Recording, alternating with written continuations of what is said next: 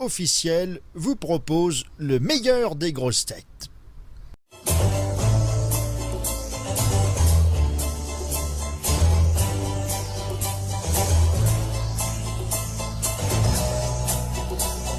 Bonjour.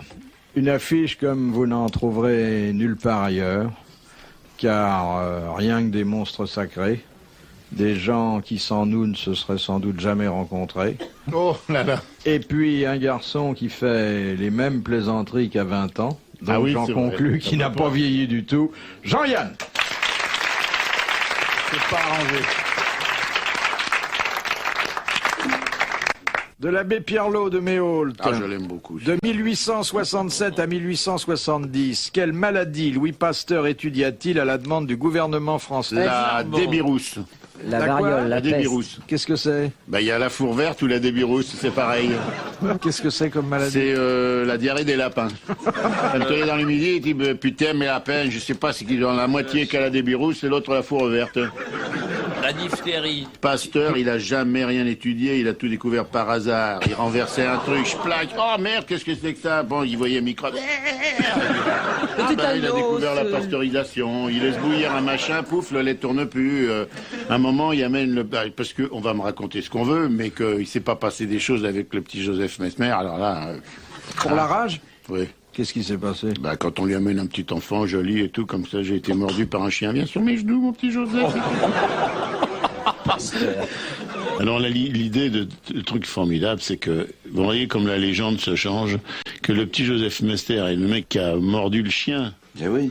C'est vrai. D'abord, le chien il était pour rien du tout, le pauvre chien, on l'a tué, le chien qui avait rien foutu. Cet imbécile l'Alsacien s'était baladé partout, il mordait tout ce qui bouge. Il attrape un chien, oh, il le mord, le chien, il gueule, il bave, les mecs, oh, il a la rage bouille. Et pour pas se faire engueuler, il m'a mordu le chien et tout. Alors on a vacciné Joseph Mesmer qui avait... Et le chien est mort. Ouais. En fait, le vaccin de Pasteur était pas au point du tout. Pasteur était un imbécile. En plus, il vaccinait du beurre, bon. il paraît. Pasteur vaccinait du beurre. Non, il faisait du beurre pasteurisé, ce qui était... Ah oui, ça ne pas. C'est ça. Alors, eh ben c'est comme ça comment vous croyez qu'on pasteurise le beurre? Avec des vaccins de la rage. On a un élevage de beurre et on prend des petits bouts de beurre qu'on insémine, qu'on met... bon, vous savez comment on fait, c'est comme pour les spermatozoïdes, hein. C'est sur les vitraux. Les spermatozoïdes sur les vitraux. On a des vitraux, et puis on prend des embryons qu'on met dans les vitraux. Ah, in vitro, In oui, vitro, oui. oui, alors on a... alors vous croyez que ça fait beau dans les églises, tout ça? Que les gens regardent, ils disent, mais qu'est-ce qu'il y a là-haut sur les vitraux? Bah c'est les embryons, monsieur l'abbé. Il y a même des mecs qui les font directement sur les vitraux.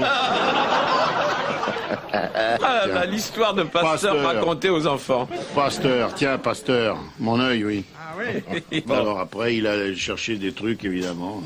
Qu'est-ce qu'il a découvert? Alors là, ça, vous me demandez ce qu'il a découvert pendant après 3 la ans, rage. le gouvernement, Oui. et plus La spécialement variole. le ministère de l'Agriculture, Les machins qu'a pris Ben Johnson à Séoul et qui lui donnent des gros nichons en veau. Des anabolisants. Non, non. Mon cher Pasteur, nous aimerions que vous nous fassiez une petite recherche sur les anabolisants. Ah, mais oui, monsieur le président. Hop là, là qui cherche. non, alors là, il a été à la campagne, Ah, tiens, et... cet homme-là, il peut pas rester enfermé à l'Institut Pasteur toute la journée au milieu de Qu'est-ce ses que vous avez cornues. contre Pasteur, qui est une de nos gloires scientifiques? J'aime pas la Marseillaise, j'aime pas les paroles, je vous le dis tout de suite. Qu'est-ce qu'il vient faire là-dedans, Pasteur? C'est pas Pasteur qui a écrit la Marseillaise. Je suis un con ou quoi? Non? Je dis des conneries? Dites-le si je dis des conneries. Non, je ne me permettrai Bon, pas, alors. mais enfin, il y a un petit doute quand même. Il y a un doute. Enfin, c'est un nom comme ça, alors. C'est une maladie humaine? Non. Maladie des c'est bœufs. le mildiou, peut-être. Non. Alors, effectivement, on lui a demandé d'étudier les maladies d'une certaine espèce animale. Animal. Bon. Le pouls de corps. Non, alors, le corps du pouls. espèce Le morbac. connue. Il a inventé la Marie-Rose. D'ailleurs, Marie-Rose Pasteur, son épouse, charmante, très charmante. Madame Pasteur, on n'en parle jamais. Alors en voilà une glorieuse là, mais qui n'a pas été vraiment... Elle a rien fait. Elle a rien fait. Non? et le repos du pasteur, c'est quoi? Le bon pasteur. Et parlera-t-on suffisamment de ces femmes qui, dans l'ombre, C'est derrière vrai. les grands hommes, les aident à mener leur combat contre la vie et réussir dans l'existence? Et l'autre qui rentrait plein de saloperies, de chiens et tout, qui avait fait de la rage, plein de bave tous les soirs. Marie-Rose, lave-moi ma chemise. Hop, vas-y. Marie-Rose Pasteur à quatre pattes en train de rager. Ah, c'est beau ça. Et l'autre, il revenait avec du lait caillé et tout, il cherchait la pasteurisation.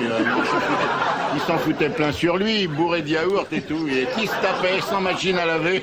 Encore Marie-Rose Pasteur, et vas-y, avec la brosse et tout. Oh là là, c'est bien vrai. D'ailleurs, Marie-Rose Pasteur, c'est la mère Denis, même combat. Hein. Ouais, je vais vous dire. Sauf que vous êtes tout à la main. Hein. Ah ouais.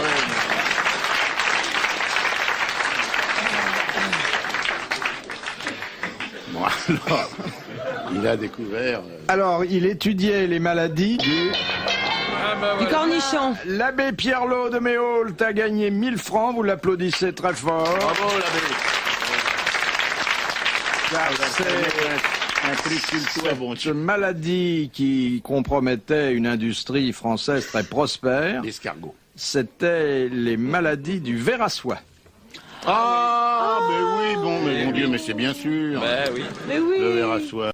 De Madame le Prieur d'Agon-Coutainville, qu'est-ce qu'on réserve comme activité aux lapons qui ont de bonnes dents? Eh ben, ils marchent pour les autres, qu'on n'en plus. Pour les chaussures. Ils font le rongent la hachis glace. parmentier. Ils préparent le hachis parmentier pour les vieillards. Ils tannent les peaux.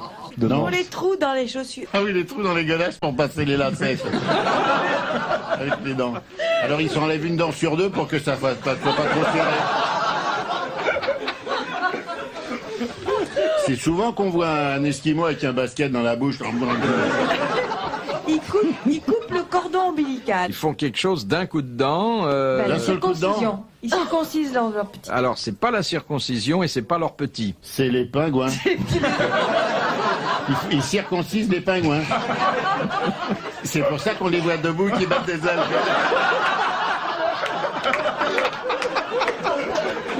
Ils ont très mal, les pauvres pingouins. Ils s'attaquent à un animal. Un coup de dent. Un seul coup de dent. Les rennes. Les rennes. Et qu'est-ce qu'ils font aux rennes? Les testicules. Oui, ils castrent le renne. Mais ils font des courses comme ça, les esquimaux derrière les rennes. Si je t'attrape, c'est mort. Ça doit être très très gai. Qu'est-ce qu'on doit se marrer là-bas. En tout cas, il y a une hospitalité lapone extraordinaire. Oui. Puisque quand le maître de maison vous dit vous prendrez bien quelque chose avant de partir, c'est généralement sa femme. Ben oui. Sinon, non. Aïe, aïe, aïe. Méfions-nous des dents de l'esquimau. Question de monsieur Le Sac. Il nous en reste en moyenne 11 à 70 ans. De quoi s'agit-il? Les dents. Les dents. Les dents. Bonne réponse de Jean-Yann. Ben, ça Pourquoi suffit bien.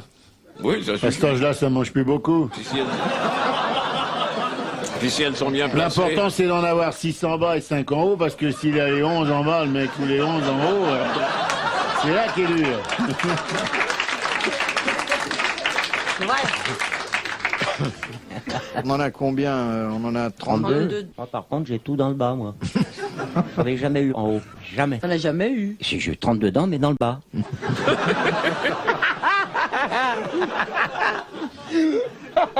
C'est pour ça que je ne mange pas, je suce. Des esquimaux, des oranges. L'autre jour, j'ai voulu honorer quelqu'un et j'ai acheté le bouquin de Ricard Zaraï. Alors j'ai vu avant, pour vous mettre en forme, vous massez le pouce du pied et en plus vous appuyez sur le côté gauche de la cheville du pied gauche. Et un rapport net avec les testicules, paraît-il. Et ce serait pas mieux de se masser directement les testicules? Mais là, faut demander à quelqu'un. Moi, je l'ai fait, ce truc-là. C'est affreux. Je l'ai fait. La gonzesse, elle est partie, Écoute, toi, qui fais ça. Ah ouais. Et il paraît qu'il faut se faire une infusion en plus avant. Oui, mais c'est pour boire l'infusion, faut pas tremper, hein, parce que Mais moi, j'ai ça en se brûle, hein. Moi, j'ouvre le sachet de thym et je me le plante directement le zizi dans le sachet de thym. C'est Oh non, non, vous êtes... beaucoup plus rigolo. Un bouquet garni, c'est pas... Parce qu'en plus, ça fait joli, ça fait arbre de Noël. Hein. pensez qu'on a intérêt à présenter le sexe comme ça avec des accessoires? Bah, ça dépend quel sexe on a, mais quand un type qui a un sexe qui est pas très avantageux, autant qu'il le décore. Regardez les arbres de Noël, c'est pas très beau comme ça. Je conseille d'éviter la bougie parce que, évidemment, il faut la mettre avec des petites pinces, alors ça fait mal. Et les petits fils d'argent, les trucs, des cheveux d'ange, les machins comme ça, c'est pas mal. Les guirlandes. Une petite étoile au bout, ça peut être sympathique. Hein. C'est qu'on met les souliers. On peut même mettre les petits santons en bas, un bof d'un côté, un homme de l'autre. Et puis... C'est plus un slip, c'est une crèche. C'est vrai, Gérard a raison, les trucs d'arbre de Noël, ça sert qu'une fois par an. Puis ça permettrait de passer les disques de Tino Rossi toute l'année. Petit papa Noël, gna gna gna gna gna gna. Et une guirlande lumineuse qui Si vous voulez, mais il faut mettre la prise où ça, monsieur. Si vous me permettez une question c'est osée. l'alternatif. On pourrait prendre une bonne page, monsieur. Oui, bien Sébastien, sûr, oui, là, les secrets naturels. Mais attendez, mais je peux pas prendre. Elle nous l'a apporté pour qu'on puisse faire la lecture publique. Voilà. Alors moi je disais que le truc quand même qui m'avait le plus effrayé, c'est le repos, faire éventuellement un petit somme avant l'amour. Il paraît que ça permet Mais de... même un petit somme avant de dormir, ça repose bien.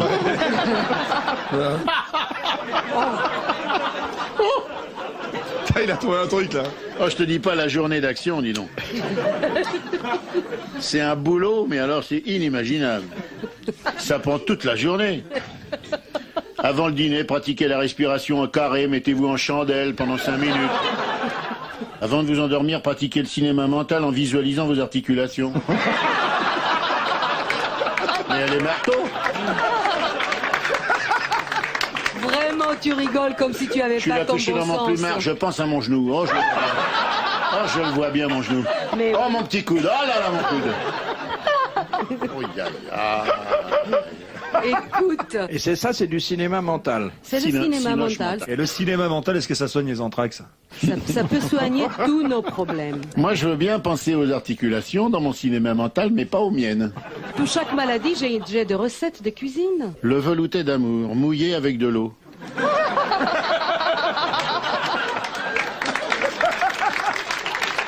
Mais qu'est-ce que je vois ça? Mais Passez dis le toute la tout aux phrase. Chinois, mais vous alors?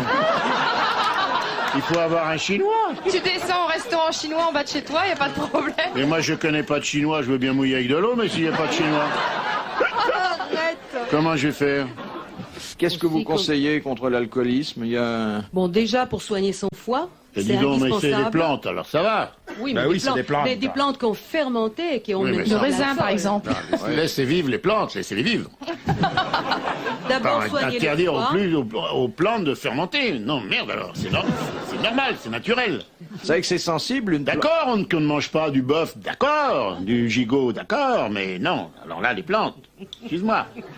On peut boire du Bordeaux quand même, merde alors. Mais alors, buvez un tout petit peu pour la fête. Le whisky, c'est des Buvez- plantes. Un petit peu, ça ne nous intéresse. Et le whisky, c'est des plantes. Mets-toi bien dans la tête qu'on n'est pas de la génération des petits peu. Maintenant, les petits journaux, ils font ce qu'ils veulent. Mais Monsieur Bouvard, Monsieur Sébastien et moi faisons partie d'une catégorie d'individus. On veut se goinfrer. Voilà. C'est vrai. C'est pas des petits peu. On veut pas petits bézouilles, petits bastons. Nous, on veut... Voilà.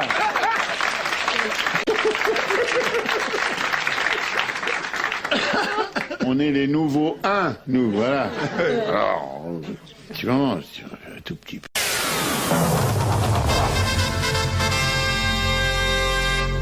De Monsieur Goberville, de Noisy-le-Sec. Question pour Kersauzon. Parce que c'est Noisy-le-Sec? Oui.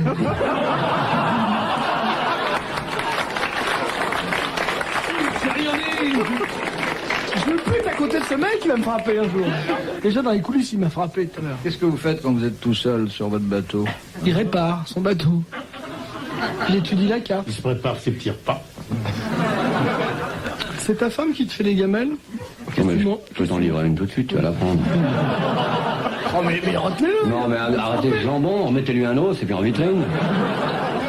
Il avait frappé le zèbre. Non, mais c'est parce qu'on vous aime bien et que votre métier nous passionne qu'on vous pose des questions. Faut pas le C'est ton prendre en métier mal. Ah,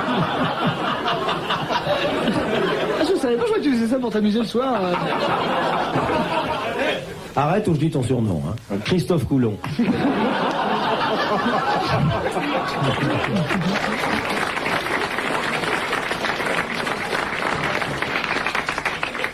Tu manges du poisson sur ton bateau? T'as le temps de pêcher? À la vitesse où il va, oui.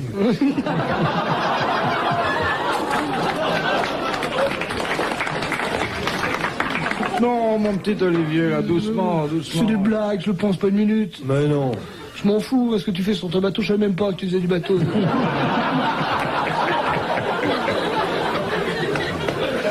Bon, de monsieur Nicolas Jacques de Reims.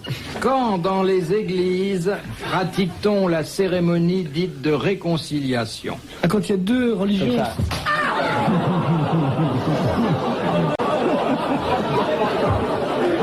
Oh non, C'est la cérémonie, on se tape dans le dos, c'est que tout est fini. Ouais, j'aurais pu crever, pauvre con.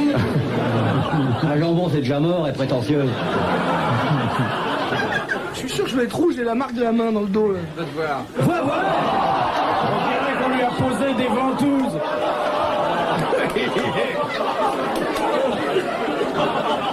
Je déteste la violence. Bon, Alors, quand pratique-t-on dans les églises la cérémonie dite de réconciliation? Quand quelqu'un meurt et qui se convertit au dernier moment, non? Alors effectivement, c'est dans un enterrement. Qui c'est qui se réconcilie? Le mort avec Dieu? Avec Dieu? Lorsque c'est un enfant qui est mort et qui n'a pas reçu le baptême, comme il est menacé de terminer pour le restant de ses jours Dans les et limbes. de sa vie éternelle dans les limbes, on lui applique le sacrement du baptême post-mortem per omnia saecula saeculorum. Amen.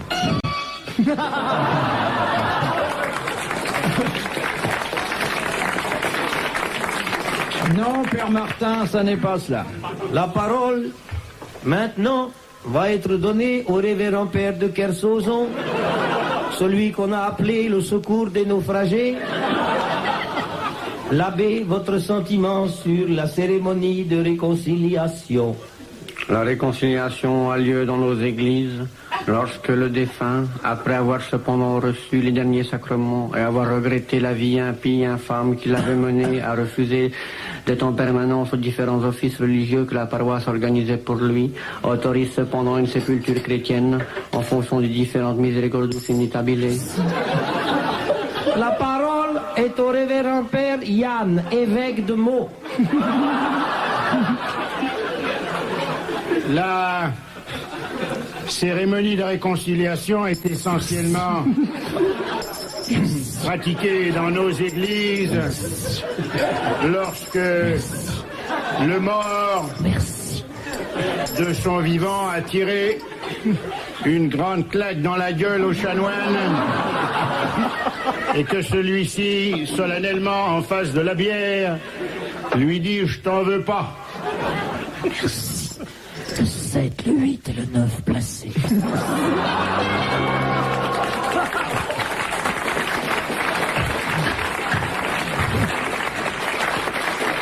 La parole est au révérend père Bouvard, dit rat du sol.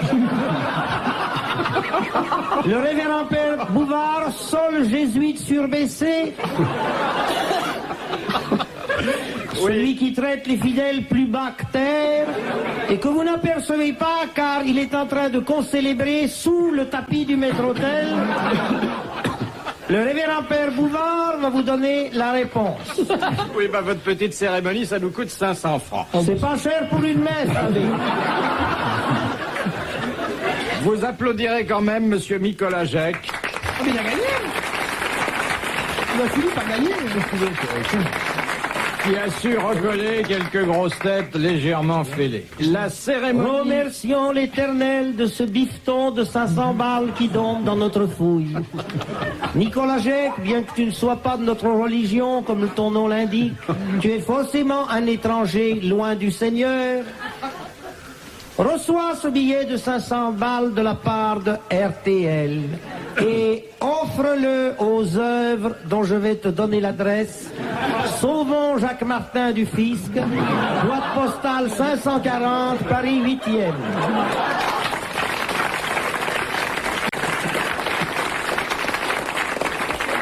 envoyez tous vos chèques à l'abbé Fabius. Les fidèles désirant communier devront s'avancer par la haie centrale. La haie centrale. À gauche, à la fraise, à droite, à la vanille. Ceux qui veulent communier avec 2 boules arrivent au milieu.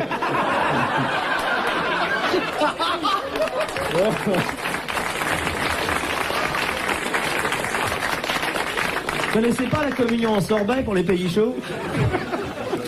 La réponse est que la cérémonie dite de réconciliation se pratique dans un enterrement lorsque le défunt s'est donné la mort.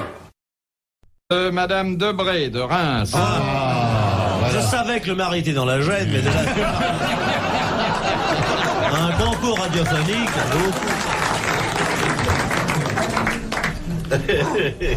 Quelle est la seule partie de l'homme que la loi permette de vendre en France? Après sa mort. Qu'est-ce que vous me racontez là? Après sa mort. Qu'est-ce qu'on peut vendre une partie de son corps? Les cheveux. Bonne réponse de Jean Dutour. Ce genre de question ne m'intéresse pas du tout, moi, alors, je veux dire. J'ai plus rien à vendre. On peut pas vendre d'autre chose? Non. On n'a pas le droit de vendre. Pas vendre son foie? Non. Non, ça ne se vend pas, c'est une donation. On ne peut pas vendre son gueule? Et même, vous n'avez pas le droit de vendre votre sang.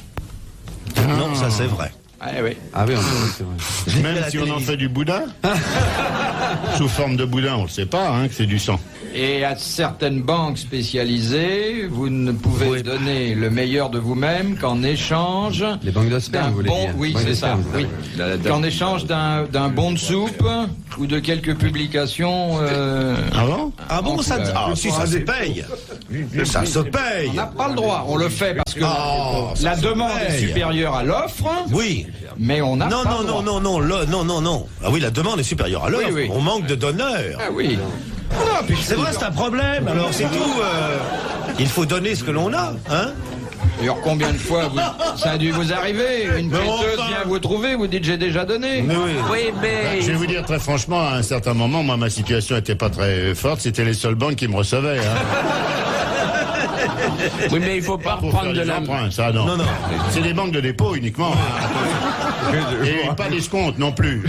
Et vous savez qu'on n'a pas de carnet de chèques parce que c'est défendu de tirer.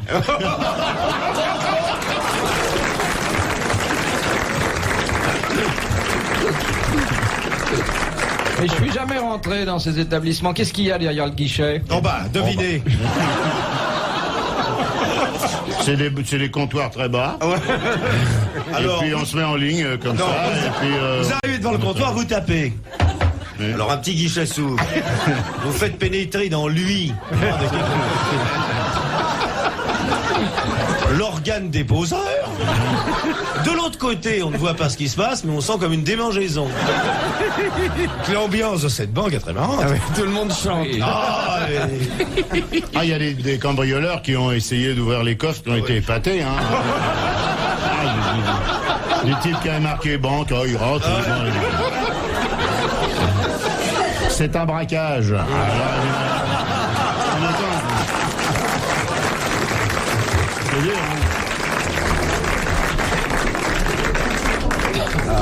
Vous vous rendez compte, la bonne femme qui fait les comptes le soir? Oh là.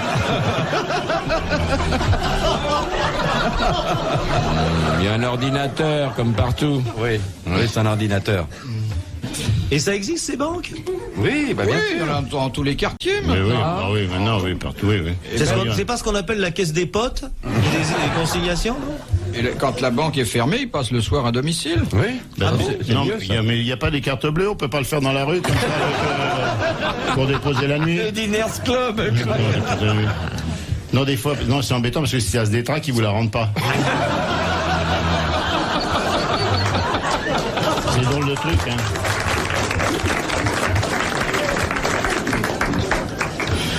Bon, eh bien, sur un sujet qui est loin d'être épuisé, nous avons eu quelques belles minutes. Alors, minutes à perdre. Je voudrais maintenant essayer de glisser... Non, pas avec moi. Non. Ouvrez le Judas.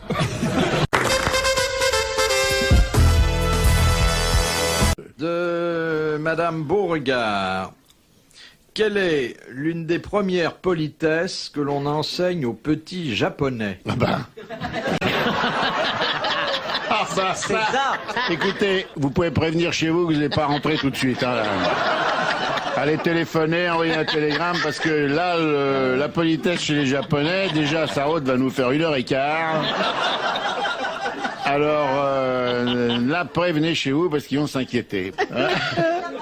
Alors, c'est quelque chose que les petits Japonais, mais à 3-4 ans, sont habitués à faire lorsqu'il y a des visiteurs à la maison. C'est verbal, c'est physique, Non, non, ils font quelque chose que le rituel japonais commande. Ils font le thé. Non. Ils amènent les patins. Ils n'amènent pas les patins, mais c'est pas loin. Ils les roulent. le tatami. Ils roulent les patins. Ils enlèvent les chaussures. Alors, les chaussures sont déjà enlevées par les Ils lavent les pieds. Ils enlèvent les chaussettes. Ils coupent les ongles des Ils pieds. arrosent les pieds avec du parfum, parce que des fois, il y a les Japonais qui reniflent. Alors, effectivement... Parce que c'est les premiers à sentir, c'est comme le grisou avec les petits chiens. Comme ils sont petits, les Japonais, ils sont au ras du sol. Alors ils préviennent leur maman, il dit le mec, il sent des pieds. D'autant que ça arrive à la mère et au père. Surtout le père, si c'est un très grand Japonais, de 2,50 m, un des grands Japonais. Alors, c'est vrai que ça concerne les chaussures des invités. Il est cire. Il est délace. Non. Il est... Ils lui lavent les pieds, non? Il est Non, ils rossomel. prennent les chaussures et puis ils s'occupent des chaussures. Ils les font cuire. Ils font quelque chose qui est très apprécié par les invités. Ils mettent des trucs dedans. Non. Ils Ils les remplacent par des pantoufles. Ils les mettent dans le four pour les chauffer. Non. Mais ils les mettent dans la glacière pour les refroidir, alors, parce que le Japonais, il est très chaud. Ils remplacent par des sandales. Ils les revendent pour gagner du fric. Ils les foutent Ils sur les la tête. étiquettent pour qu'on les reconnaisse. S'il y a beaucoup de visiteurs, ils mettent chaussures appartenant à monsieur Suyaka Yemizaki. Pour pas qu'on la file à Yamamoto Kuzugama. Mais une fois qu'ils ont embarqué les godasses, qu'est-ce qu'ils en font de ces godasses? Voilà, c'est ça. Ils les embarquent pas. Ils se couchent dedans, comme ils sont tout petits. Pour les garder. Qu'est-ce qu'ils Non, peuvent c'est les chaussures, ils s'occupent des chaussures, on est bien d'accord. Des chaussures des Alors invités. qu'est-ce qu'on peut faire avec une L'invité chaussure? arrive chez les Japonais. Il retire ses pompes. Des choses. Il se déchausse. Eh, vous fâchez pas, il va nous mordre. Mais la colère qui s'empare de ce type pacifique d'habitude et tout, là, c'est tout hargneux. Parce qu'on a... Oh. Doucement. Alors, le japonais invité arrive. Bonjour, monsieur le japonais inviteur. Bonjour, monsieur le japonais invité. Puis-je vous retirer vos godasses? Mais je suis déjà à côté de mes pompes. Il dit, faut pas... machin. Bon, alors... Le petit japonais de 5 ans arrive derrière, furtif, hop, il pique les godasses. Bon, voilà notre japonais, enfant en possession d'une paire de godasses. Oui, exactement. Qu'en fait-il? Voilà, c'est la question que je me pose. Il met quelque chose pour boire dedans. Nettoyer, qu'est-ce qu'il peut faire avec une paire de godasses, à moins d'une déviation sexuelle japonaise que je ne connais pas. Il peut penser à sa maman en se tapant une paire de brodequins, mais enfin, je vois pas le rapport. Il met des embauchoirs pour les agrandir ou les rapetisser. Il met du papier dedans. Je vous rappelle comment ça s'est passé. Le visiteur, japonais ou pas, est arrivé. Mais il y a combien de temps pareil, ça? parce que si c'est De Gaulle, ils peuvent habiter à deux. Non mais il y a combien de temps ça? Il y a 10 ans, 15 ans? Non, ça se fait toujours. Il est arrivé, il a enlevé tout de suite ses chaussures, il est entré dans la maison. Eh ben, il a sonné après parce que il est rentré sans sonner. Là. Vous n'avez pas trouvé. Bon, on n'a pas trouvé, on était sur le point, on avait presque tout trouvé. Alors, qu'est-ce qu'il a fait, ce mec? D'abord, je conteste. Je connais très très bien les mœurs des Japonais et leur rapport avec la chaussure. Allons-y, expliquez. Bon, eh bien, on leur apprend à mettre dans le sens de la sortie les chaussures que les visiteurs ont ôtées. Bah voilà qui est délicat. Ah voilà qui est très gentil alors. Comme un voiturier alors. Bah voilà qui est gentil. Moi j'arrive chez un japonais, je retire mes godasses, déjà ça me plaît pas, mais enfin bon, je retire mes pompes. Je vois un moutard qui arrive, qui prend les pompes, qui me les met dans la sortie, je rentre dedans et je me barre, je veux pas... Qu'est-ce que je vais rester à m'emmerder chez un japonais qui veut que je parte avant même que je sois rentré? Mais vous rigolez? Ça c'est poli ça? Morveux de japonais, je vois un petit monde de japonais. Je vois un petit con de 5 ans qui arrive avec des yeux bridés, tu vas voir là. Comment j'ai dû filer une carte dans son claque-merde, moi. Mais c'est n'importe quoi. Ah bah bravo, bravo la politesse de l'Orient et tout. Non mais c'est vrai, t'as Allez, raison. prends ton saké, ton shukiyaki, ton machin et... Bon, on a fait le tour du sujet. Oui. Oh non, on pourrait aller beaucoup Vaste plus loin. sujet. Oh là. Question de Monsieur Pardon de Villeurbanne. Pourquoi les élégantes du XVIIIe siècle voyageaient-elles à genoux dans leur carrosse? Eh ben, Parce qu'il y avait des chapeaux. et comment faire autrement? Pourquoi? Pour faire plaisir. Parce qu'elles avaient des grands chapeaux qui touchaient le plafond. Chapeaux, elles ne pouvaient pas être debout, les chapeaux étaient trop hauts. Ah ouais. Bonne réponse. Et le mec se cramponnait dans les mâts. C'était d'ailleurs la coiffure à la belle poule. C'est bien ce que je dis. Mais vous voyez toujours le bon côté des transports. Ben moi, je me dis que, surtout en diligence et tout, il n'y avait rien d'autre à faire. Ça prenait des heures, alors autant... Bien sûr. On va faire ça dans le TGV maintenant. Gérard Jugnot et moi-même, nous avons voyagé dans la locomotrice d'un TGV une fois. Tu te souviens, le mec qui roulait ses cigarettes pendant qu'on roulait à 200, 300 à l'heure, dis donc. Mais c'est vrai que ça fait peur de face, hein, la voie ferrée, ça c'est terrible. Surtout quand on croise un autre train qui roule à la même vitesse, ça fait 500, et sur le même rail. Oui, je te dis pas.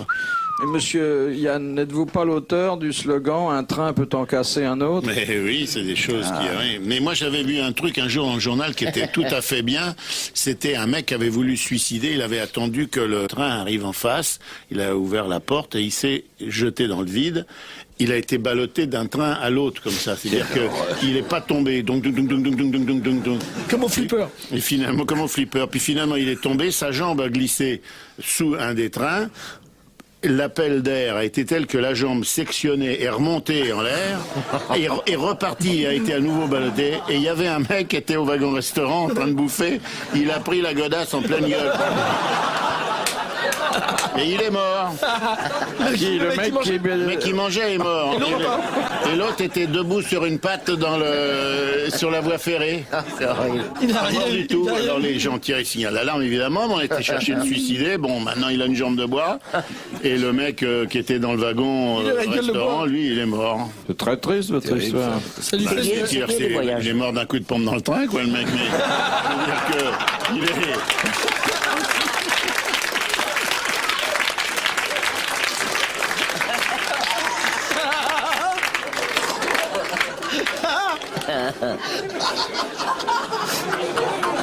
Vous avez bien failli pas pouvoir le dire. Mais je vous jure que c'est pas... C'est la vérité, j'ai la coupure de presse. Il achète tout ça pour la coupure. La chute. C'est la coupure. Hein? Non, c'est bien, c'est bien, c'est bien.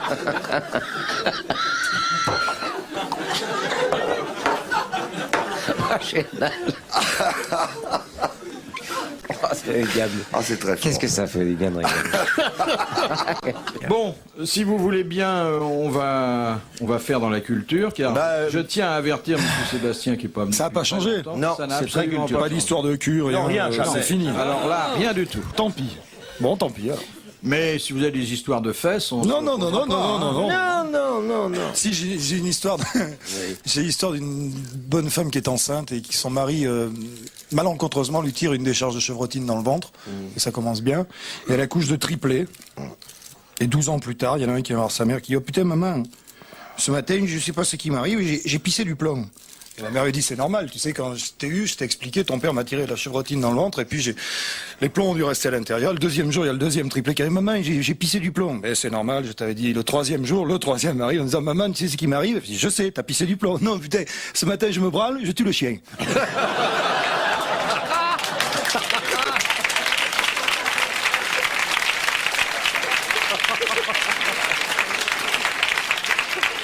Ça, on les raconte plus, celle-là. Elle est vigoureuse, hein, vigoureuse. On les raconte plus, celle-là. Non.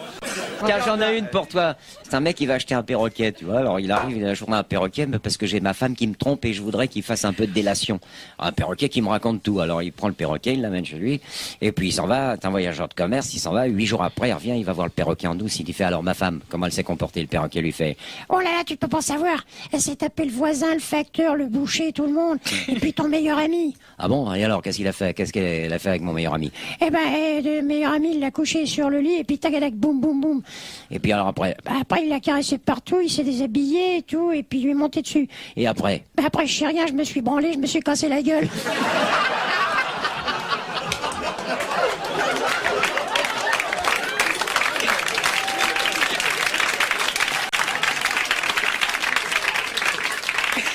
Elle est charmante, ta bleuette.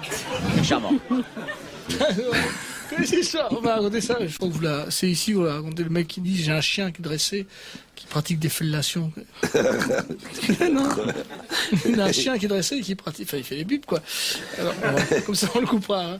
Et alors, il dit Rex, fais une pipe à monsieur.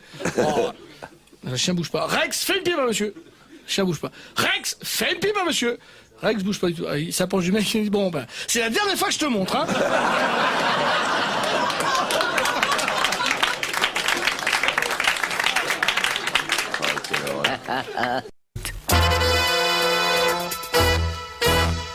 L'an 807, quel cadeau le calife de Bagdad fit-il envoyer à Charlemagne? Une coupe. C'est vrai parce que c'était une coupe qui avait un secret. Ça s'appelait la coupe du calife de Bagdad. Et il l'a envoyé et Charlemagne avait ses 3 fils qui s'appelaient Clodomir, Lothaire et Maurice. Enfin, et quand la coupe est arrivée, Charlemagne s'est senti un peu défait. Il a dit c'est gentil, mais il faudrait que je donne ma coupe à mes enfants. Il a réuni ses enfants, il leur a dit je vais vous donner le secret de la coupe du calife de Bagdad. Quand vous boirez dans cette coupe, buvez toujours de côté qui est vers vous. Alors les enfants ont dit pourquoi? Il dit parce que si vous buvez de l'autre côté, vous allez tout vous foutre.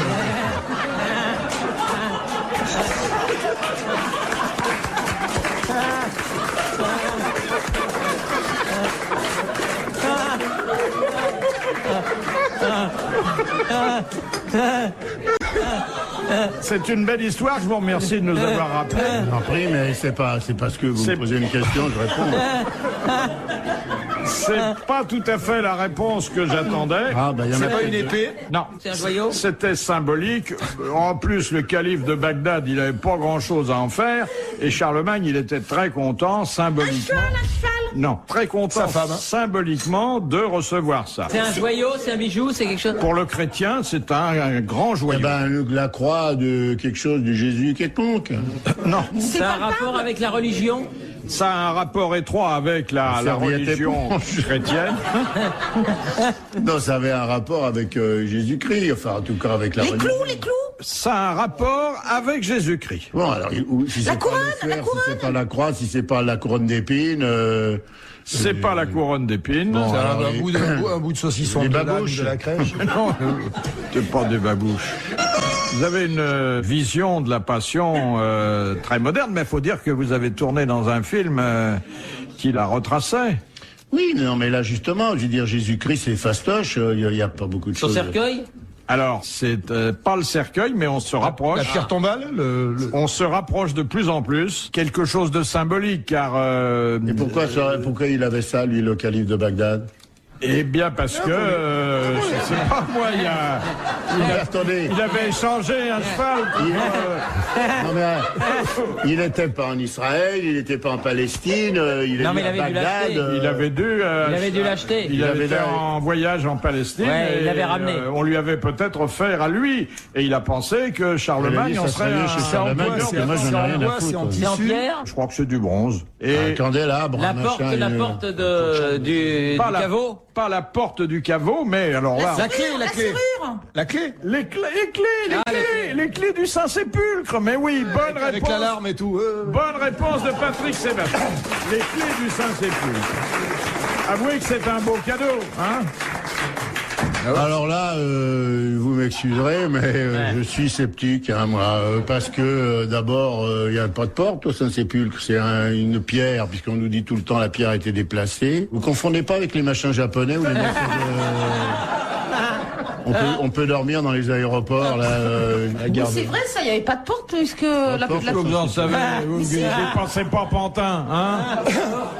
C'est un vrai problème, parce qu'il y a des gens qui écoutent, il y a des mômes qui écoutent cette émission, puis on est en train ça me paraît un peu comme, je sais pas quoi, la lime à épaissir ou la clé du chantier, hein, ce truc-là. Je veux dire, moi, je crois pas. Ça change tout, parce qu'à ce compte-là, Joseph était pas charpentier, t'es peut-être serrurier. Peut-être bien. Il faisait peut-être les deux, hein. Bon, mais de toute façon, il n'est pas dans son sépulcre, Jésus, donc... Non, donc la clé, on s'en fout. Oui, c'est purement symbolique, quoi. Hein. C'est vrai que, honnêtement, le calife de Bagdad, qu'est-ce que vous voulez qu'il en foute des clés? Tu vas envoyer ça à l'autre abruti, là. Pourquoi d'abord les clés? Pourquoi il y en avait plus? Il y avait plusieurs verrous. Serrure 3 points, c'était un Saint-Sépulcre, ça peut pas non plus être un truc logu avec. Moi je sais pas. Oui. Je suis pas. Il y avait une caméra de surveillance. Extraordinaire, comme la vie est une chose formidable, parce qu'on vient, on se connaît, on se fréquente, on s'aime, on s'en va, on revient, et c'est. Rien n'a changé, c'est toujours aussi vaseux comme... c'est toujours aussi incertain, c'est toujours... on a... Qui a fait ça et quoi, machin, mais dis, oh, ça n'a pas de sens, alors les gens ne savent rien, et après ils nous ont juré, on s'en fout, c'est pas ça le truc.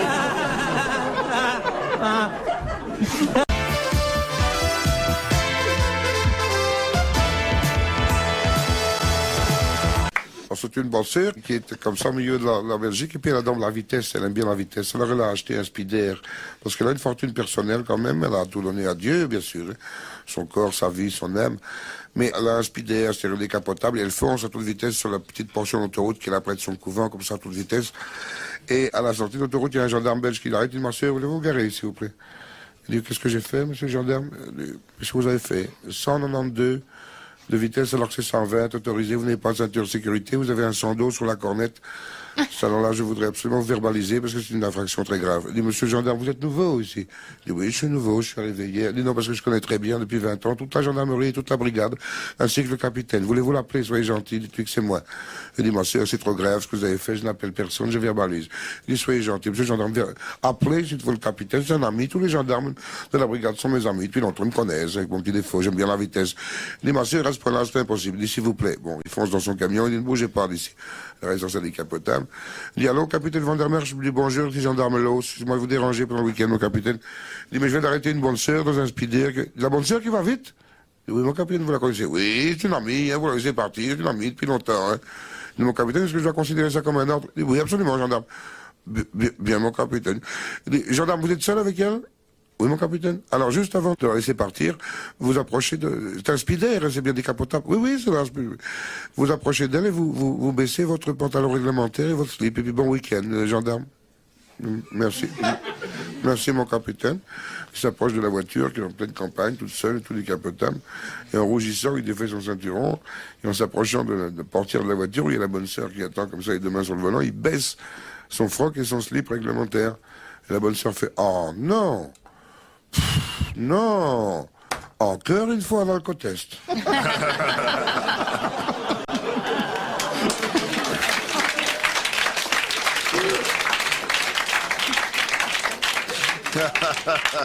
C'est un curé, il appelle l'évêque, il fait « Écoutez, monseigneur, je prends des vacances. Il n'y a pas de raison que les ecclésiastiques ne prennent pas de vacances. » Mais vous êtes fous, je prends des vacances. Et j'ai calculé, je prends 8 jours. Je vais en thalassothérapie, je pars 8 jours. Alors, après la messe de 11h dimanche prochain, hop, je pars. Je prends l'autocar et je rentre que le dimanche suivant, avant la messe de 11h. 6 jours, rien. Mais vous êtes fous, ça va pas, ça. Une église, faut être là. S'il y a des sacrements, il n'y aura pas de sacrements. Les baptêmes, je les remets à 8 jours. Les communions, les machins, tout ça, c'est remis à 8 jours. Mais si les gens décèdent, on les mettra au frigidaire, ils m'attendront. Mais il dit, et les confessions? Il dit, les confessions, j'ai tout prévu, j'ai un bedeau. J'ai un bon bedeau, Octave, il est très bien. Alors, il prend ma place, les fidèles sont d'accord, il prend ma place au confessionnal, et puis il a une liste, il a pour toutes les punitions, voilà, 3 Ave, 3 Pater, 2 tours d'église, il a pour chaque péché, véniel ou mortel, il a les réponses. Et le curé s'en va, l'évêque il dit rien, et les gens viennent se confesser. Mon père, je m'accuse d'avoir volé des pommes chez Madame Béchard. Voler des pommes, alors petit vol, 2 Ave, 3 Pater, 1 tour d'église. Mon père suivant. Mon père, je m'accuse, j'ai flirté avec monsieur Marteau. Vous avez flirté, alors petit flirt, voyons voir. Le péché, c'est pas mortel, c'est véniel. Alors 6 Pater, 7 Ave, 4 tours d'église. Alors après, un autre vient, une bonne femme qui arrive. Écoutez, je m'accuse d'avoir eu des rapports sexuels avec le pharmacien, monsieur Dugommier. Alors, rapport sexuel, péché mortel, 12 Pater, 12 Ave, 11 tours d'église, c'est bien. Et puis une petite jeune fille arrive. Mon père, je m'accuse. Alors, Bedeau fait parler plus fort. Mon père, je m'accuse d'avoir fait une petite fantaisie au charcutier. Répétez. J'ai fait une petite fantaisie au charcutier. Petite fantaisie. Mais j'ai pas ça. J'ai pas ça. Vous avez pas fait autre chose? Parce que je vous classerai autrement. Non, j'ai juste fait une petite fantaisie. On n'avait pas fait deux? Non, une seule. Et que là, sur mon papier, j'ai pas de réponse du curé, là. Vous êtes sûr d'avoir fait ça? Oui, ça n'a pas été plus loin. Non. Oh, il y a un enfant de cœur qui passe. Alors, le bodou, il sort, il fait « Hé, petit, viens ici. » Oui, qu'est-ce qu'il y a? Dis donc, le curé, pour une pipe, qu'est-ce qu'il donne? Il fait « Un bounty !»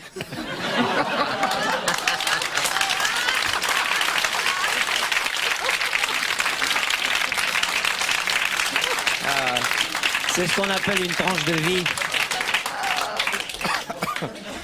Il y a une histoire. Au moment où les curés étaient encore en soutane, hein, ça c'est très important pour l'histoire, hein, il n'y a pas si longtemps que ça. Il y a un jeune vicaire qui vient prendre son poste dans un petit bled comme ça, et la paroisse est tenue par un très très vieux curé. Le jeune vicaire, il a 25 ans, et voit la petite bonne du curé, et dit la chair est faible, on a beau être ecclésiastique, il regarde la petite bonne, et un jour il la coince dans le couloir, disons, mais alors il est gêné avec sa soutane, alors il la prend comme ça, il lui relève la robe, et il lève la soutane, et au moment où il va passer à l'acte, paf, il y a la soutane qui lui retombe sur les parties vives. Alors il reprend la soutane avec ses mains, il la relève, pendant ce temps la robe de la fille redescend, alors il lâche la soutane, paf, il reprend la robe, il la remonte, et tout, il se mélange dans ses vêtements, il remonte la soutane, il baisse la robe, et il n'y arrive pas. Et il y a le vieux curé qui passe la tête dans le couloir, il fait « Hé, la soutane avec les dents !»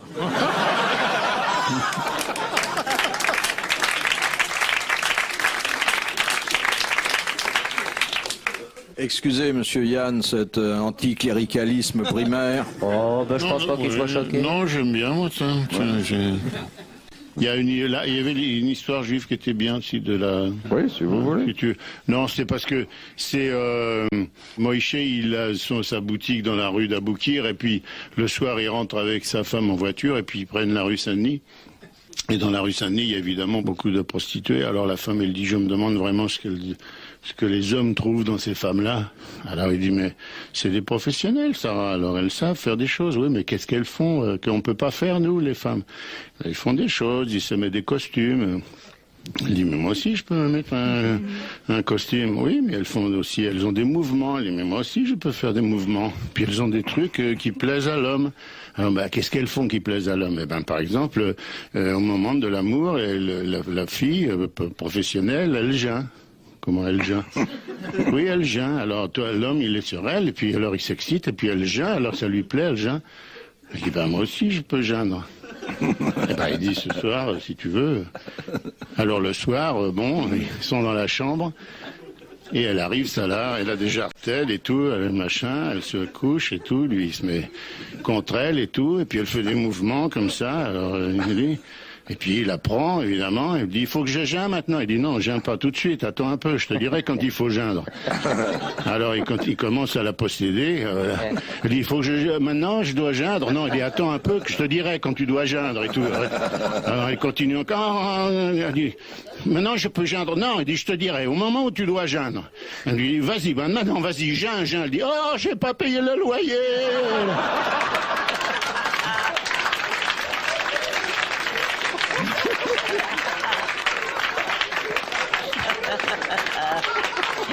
C'est bon.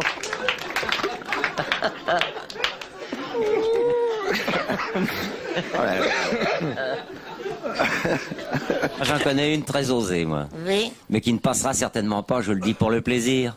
Ah, oui. On mettra ça dans les interdits des grosses têtes. Ces deux putes qui se trouvent au bois de Boulogne, elles ont des t-shirts, et sur leurs t-shirts, il y a marqué Jésus. Alors, il y a une bonne sœur qui passe avec sa 2 chevaux, qui fait « Oh, mais c'est horrible, Jésus !» Alors elle sort, elle va trouver les putes. Non, mais c'est honteux, je vais appeler l'évêché, je vais appeler la police, enlevez-moi ça tout de suite, mais qu'est-ce que c'est que ça, vous n'avez pas honte? Promener avec des t-shirts qui est marqué Jésus, elle s'en va, elle est vraiment toute rouge de colère. Et il y a une des 2 putes qui vient trouver sa copine, il fait, tu vois, je suce, ça s'écrit pas comme ça.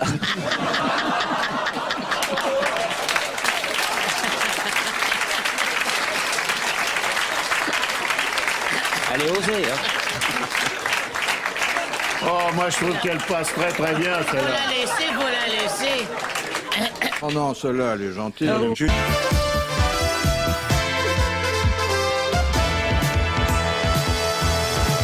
Madame Pruvot de Massy demande quel est le Français, prix Nobel de littérature, qui fut longtemps bibliothécaire aux États-Unis. Hallyday.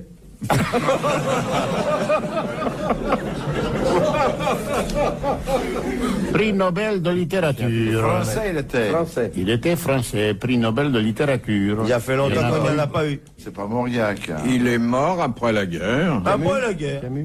Il est mort. Saint John Perse. Oui, Saint John Perse, c'est-à-dire Alexis Léger de son vrai nom. Bonne réponse de Jacques Martin. Ah, les poèmes de Saint John Perse. Oh, les poèmes de Saint Jean de Perse. Oh, Maître Corbeau sur un arbre perché, Tenait dans son bec un fromage. Maître Renard par l'odeur alléchée, lui tint à peu près ce langage. Ne mange pas le fromage, c'est pas cachère. Ça, c'est une. Oui, c'est un poème de Saint John Perse. C'est un des poèmes les plus cons du monde. Le corbeau ne mange pas de fromage. Exact. Je vous défie de filer du fromage à un corbeau et qu'il le bouffe. Et en plus, quel que soit le fromage, même si c'est un tout petit crottin de Chavignol, vous n'arriverez jamais à faire pour l'évêque en manger. Tenir un fromage dans la bouche d'un corbeau. Oui. Et en plus, alors, même si le corbeau, à la rigueur, oui. Je dis bien à la rigueur en période de disette, même si un corbeau, à la rigueur, a un fromage, le renard, il s'en fout, alors lui, du fromage. Un renard est absolument incapable d'aller faire le singe sous un corbeau pour manger le fromage. Ce qu'il veut, c'est manger le corbeau. Oui. Vous comprenez? La soupe au corbeau, c'est bon. Oui. Moi, j'adore. Et la fourmi est prête. Vous savez comment on fait la soupe au corbeau? On prend un corbeau, on le plume, on le zigouille, on va pas le... Bon, on le vide, on le plume, on prépare un petit bouillon, on met des épices, on met quelques carottes, un petit bouquet garni, un poireau. Bon, on met le corbeau et on met un fer à repasser.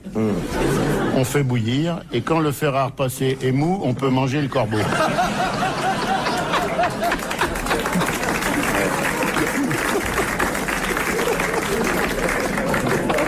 Une vieille recette de nos provinces. C'était la recette du potage au corbeau par Jean-Yann.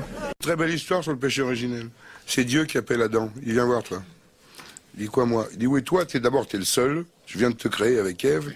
J'ai été faire pipi. Et qu'est-ce qui s'est passé? Là, on m'a dit que il s'est rien passé. Il me dit, qu'est-ce qui s'est passé? Il dit il y a un serpent qui s'est amené avec une pomme à la main. Du coup, t'arrêtes tes conneries. Bon, il peut-être pas à la main, il l'avait dans la bouche. Non, qu'est-ce qui s'est passé? Je veux savoir. Il m'a dit on a mangé la pomme, on avait faim, vous veniez de nous créer, tout ça. Oui. Bon. Et après? Il dit après, je sais pas si c'est la pomme, mais il y a Ève qui s'est un peu intéressée à moi. Il dit après.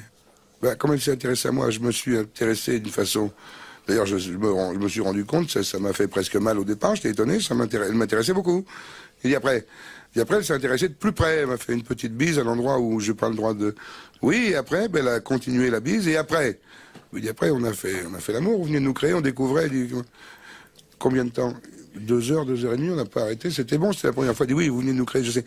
Et après, il dit après tout ça, elle a été se laver, quoi, vous venez de créer une rivière juste avant. Elle a été se laver dans la rivière, je vous remercie de l'avoir créée d'ailleurs, ça a pu se laver. Il dit ben voilà. Et maintenant, tous les poissons vont sentir comme ça.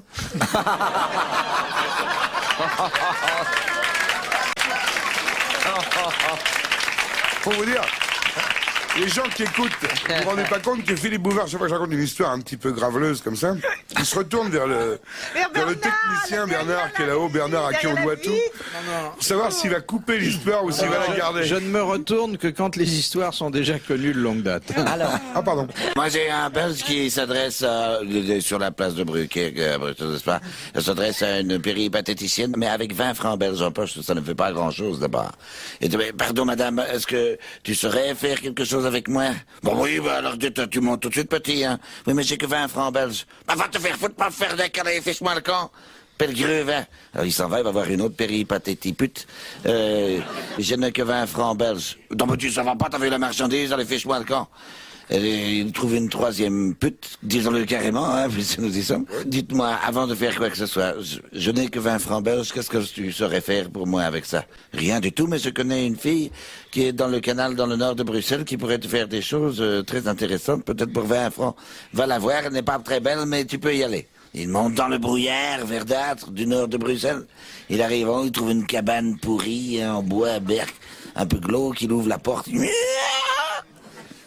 Il voit ici une grosse femme énorme vêtue de serpillière gluante, avec des cheveux gras, maculés de taches rouges, c'est une épouvante.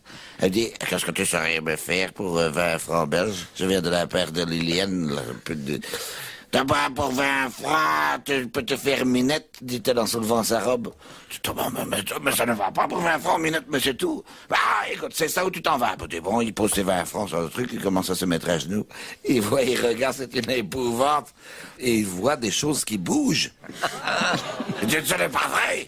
Il se relève et dit, mais écoutez, il y a des morpions. Il dit, alors, pour 20 francs, qu'est-ce que tu voulais? Des gambas, peut-être?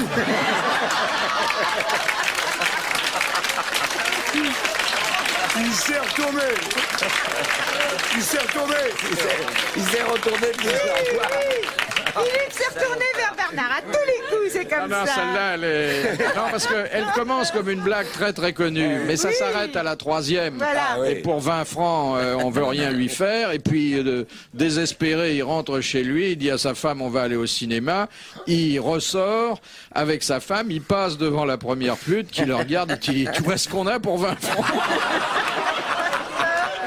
Non, mais je dois dire, les gambas, c'est bien, parce que c'est bon en plus. Moi, j'aime ça. Tiens, avec ça, je vais vous raconter une petite histoire très osée. Oui, la page 4, là, elle est La bonne. page 4, là.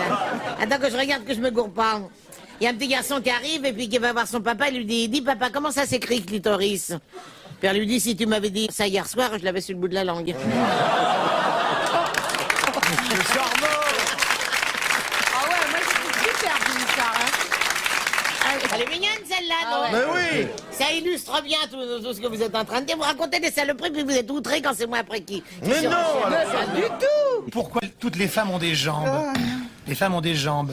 C'est pour pas qu'on les suive à la trace comme les escargots. C'est terrible. Oh, celle-là, elle est dure. Elle est plus courte, mais elle est plus... Oh, il est fabuleux. J'ai une histoire très cochonne. C'est pas vrai. C'est une... Autant la dire tout de suite. Mais oui. Parce que je m'en souviens. Ça nous mettra dans le ton. Oui. Comment appelle-t-on le sexe d'une dame? Oh, il y a des tas. C'est très, très grossier, très vulgaire. 50 appellations. Et ça me fait beaucoup rire. Tellement Un abricot? Non. Ça Si, on dit s'appelle l'enfer. L'as-tu vu? Ça s'appelle l'enfer. Et vous savez pourquoi? Parce qu'il n'est pas fait de Non. bonnes intentions. Ça tend la bite.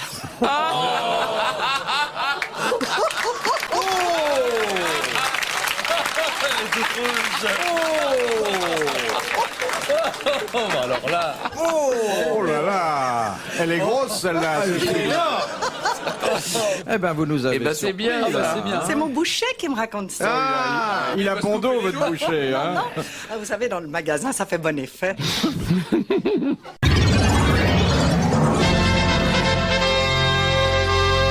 Alors, question qui est très proche de la précédente, question de Monsieur Chevreau de Pau. Que doit... Chevreau, il a dû se marrer à l'école. Ah, la peau de Chevreau, Chevreau de Pau, ah oui. Ben oui, il s'appelle Guy Chevreau, il habite chez Monsieur Robert Laborde, à Barros-Morlax, à Pau. Je vous dis ça pour que... Ah, ils habitent entre hommes. Vous ne pensiez pas qu'il s'agit d'un jeu de mots un peu facile. Oui, non, non. Chez son ami, monsieur. Il habite chez son ami, c'est Son normal. ami, chez son ami. Mais pourquoi? C'est normal. Il habite chez Bien un le droit, camarade. comment là, tu comprends? Ça va. Oui, très bien. Ben quoi? On s'est connus au séminaire, on a renoncé à nos vœux ensemble. Et nous, c'était tout de suite après la guerre. Alors, on voulait nous filer des surplis de l'armée. Alors, ça nous a pas plu. Non, parce que ça gratte, vous voyez. Vous voyez, moi, je suis très fragile de la peau, je tricote tous mes dessous, vous voyez. Avec du coton perlé numéro 3. Je fais tous mes slips en poindrie, puis je rentre.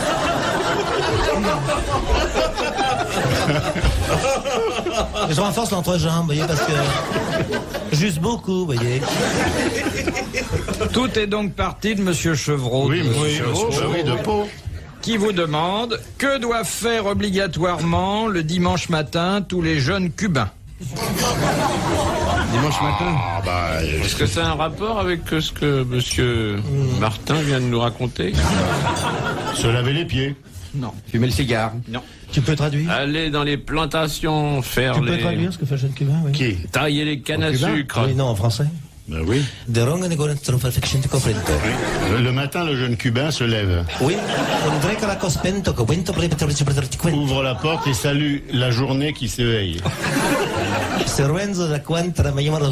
Ses mains délicates vont cueillir quelques gouttes de rosée sur les fleurs de tabac qui s'étendent dans les grands champs qui sont juste au tournant de la Punta del Este, et qui est la place principale de Cuba, juste après le Café de la Gore, en partant du boulevard des Goyes. Ah! Ah, s'écrie le jeune cubain.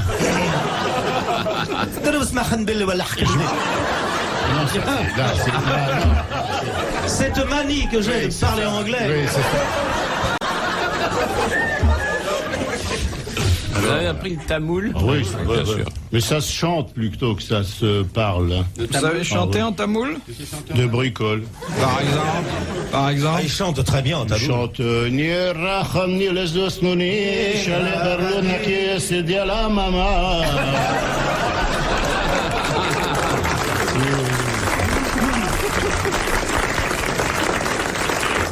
D'ailleurs, Aznavour est d'origine taboule. Bah, Alors il y a toujours le jeune cubain. Je crois qu'il vaut mieux le laisser où il est, c'est dimanche, qu'est-ce qu'il aurait fait? Mais alors qu'est-ce qu'il fait? Il pense Fait une prière à Castro? Non. C'est patriotique. Il célèbre la Révolution. Ça n'est pas patriotique, mais le libérateur a pensé que c'était bon pour le développement du jeune Du cubain. maniement d'armes. Maniement d'armes, alors. La jeunesse cubaine est très en avance sur les autres générations. En effet, chaque matin, le jeune cubain, après avoir fait toiler sommaire, ouvre la porte et salue le soleil, emblème de son pays. Puis, se tournant vers l'image de Fidel Castro, il porte sa main droite à la hauteur... à la hauteur du bras gauche et invite, c'est bien dur, à fumer d'un tabac d'une marque étrangère. La riante vallée de Cuba produit environ 16 700 tonnes de coton. La moitié part pour l'exportation, puis ce sera l'échantillonnage, le bouclage et enfin l'expédition sur les cargos.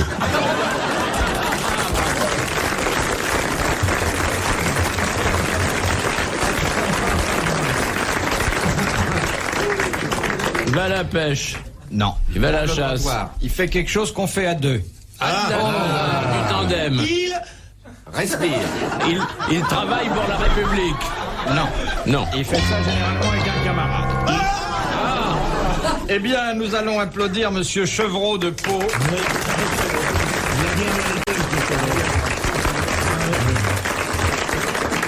Ça aurait été plus drôle s'il avait été de Gand, Monsieur Chevreau. finalement. Bien sûr, il a bon. déménagé. Alors voilà la réponse. Le gouvernement cubain vient de décider que les jeunes cubains devraient jouer aux échecs tous les dimanches matins chez eux, sur les places publiques, et que ce serait un C'est sport très conforme à la obligatoire politique du pays. afin, disait Fidel Castro, de maintenir l'élite intellectuelle. Ah oui, c'est pour ça qu'ils ont la pommade. Fin de citation. Faut toujours faire comme Léon Citron pour pas se mouiller, vous dites fin de citation. Oui, est-ce que c'est bizarre.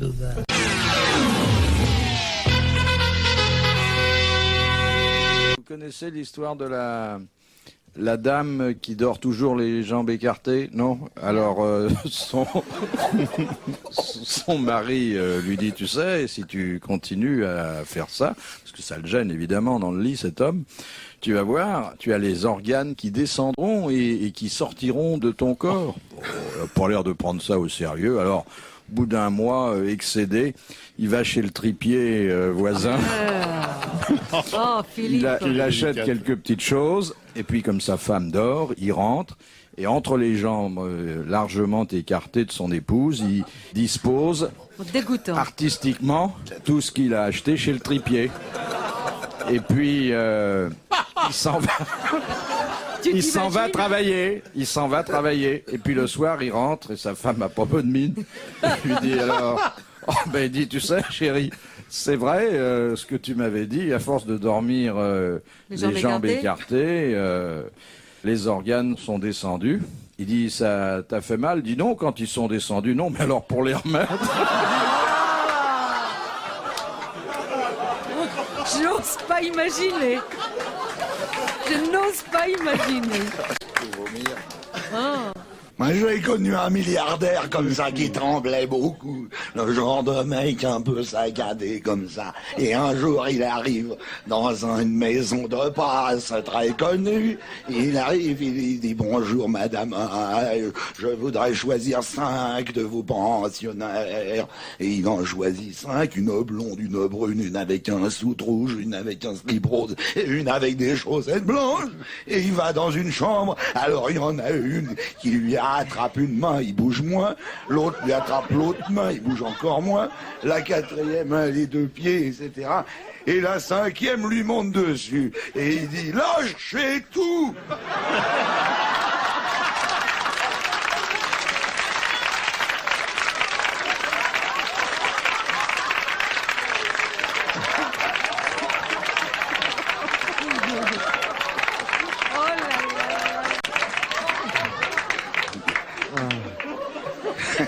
Eh ben, on n'aurait jamais raconté ça la première année. J'ai pas dit de grossièreté. Hein. Non. Ah non. Mais on s'y croyait quand même. Ah bah oui. Vous connaissez celle de l'Américain qui arrive dans une ferme et qui veut absolument 500 kilos de laine? Une laine en Australie. Alors les mecs ils disent mais on peut pas parce que les moutons ils ont déjà été. Il dit écoutez je sais que vous avez les meilleurs moutons d'Australie, je veux 500 kilos de laine, c'est un cadeau personnel que je veux faire à ma femme. Et les mecs ils disent mais on peut. Alors il dit je vous donne $10,000. Les mecs font merde 10,000 500 kilos de laine, faut pas déconner. La laine est en général à $100 le kilo. Alors ils reprennent les moutons, ils les rasent avec un rasoir, tu vois, machin, et ils arrivent 499 kilos 500. Il fait voilà, il y a 480. Il dit non, je vous ai demandé 500 kilos, il faut 500 kilos de laine. Les mecs, ils font, on n'a pas. Et d'un coup, ils voient le grand-père qui a un coin, qui a une grande barbe. Alors, ils disent, il fait sortir l'Américain, il faut sortir l'Américain, il saute sur le vieux, il lui rase la barbe, il fout dans la laine, il mélange bien comme ça, il pèse 500 kilos. Il fait 500 kilos, voilà. Et ils prennent les $1,000 et ils font, on va se payer des petites vacances. Ils se barrent en vacances. Ils reviennent la semaine d'après, et de loin, la bonne femme a fait, qui c'est qui est sur le toit là-bas? Il fait, comment c'est sur le toit? Elle dit, ben, regarde, il y a un mec sur le toit. Alors, elle avance comme ça, et il voit le grand-père qui est accroché à une cheminée sur le toit. Il fait, ben, qu'est-ce que tu fais là? Il fait, l'Américain est revenu! Et alors? Il voulait une douzaine d'œufs. Bah oui alors, il y en a que 10.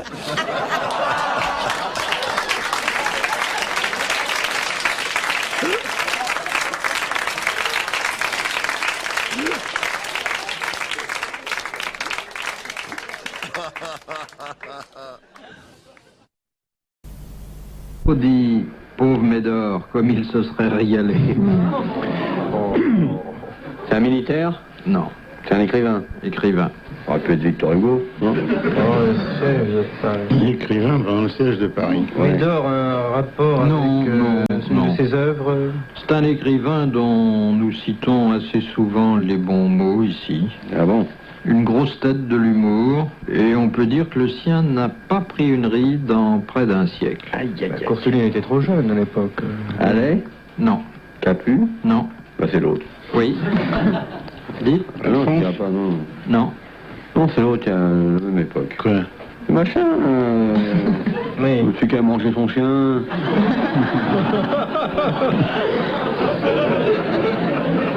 Enfin, je pense qu'il n'avait pas à manger son chien, c'est une boutade qu'il faisait. Il était poète aussi. Non. Une boutade à moi avec son chien.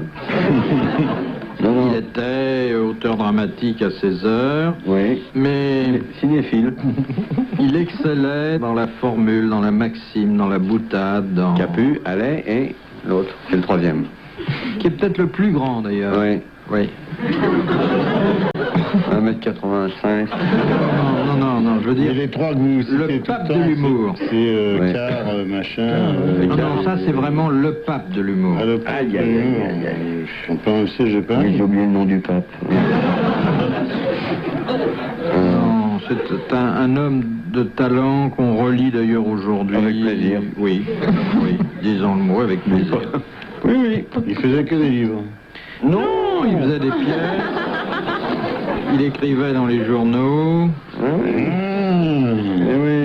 Et 2 de ces pièces sont au répertoire de la Comédie Française. Ah, bon, d'accord. Alors si c'est pas la biche, C'est Feydeau. C'est Feydeau. Ou si c'est pas Feydeau, c'est celui qui a mangé son chien pendant le chien.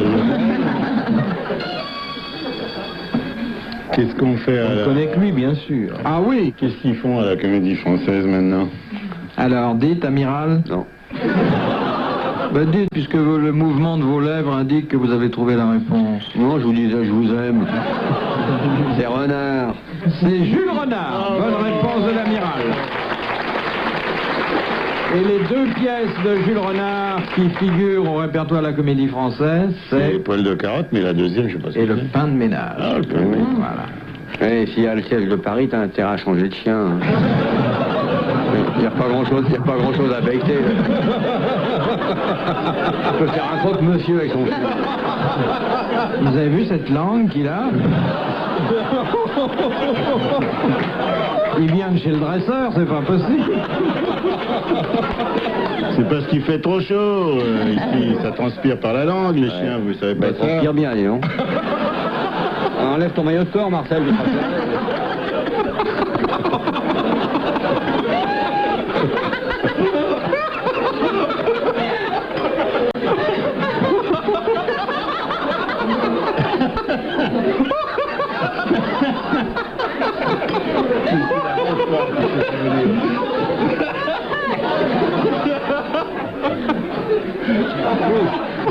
C'est pas un chien, c'est un tamanoir.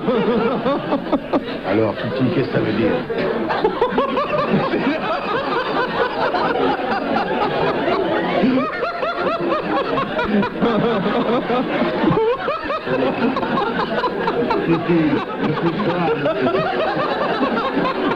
Ça y est, le lèche-fou est lâché dans le dortoir.